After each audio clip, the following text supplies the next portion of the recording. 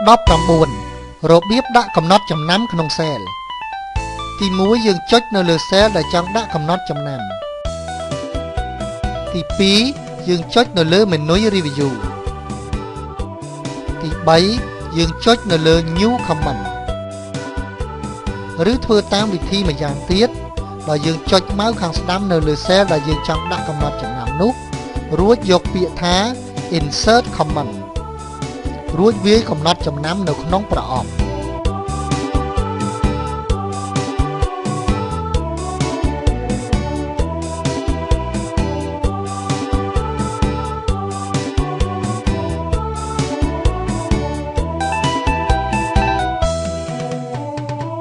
ហើយបើសិនជាយើងចង់កែកំណត់ចំណាំដែលមាននៅក្នុង Cell នោះ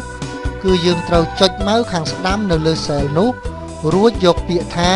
Edit Comment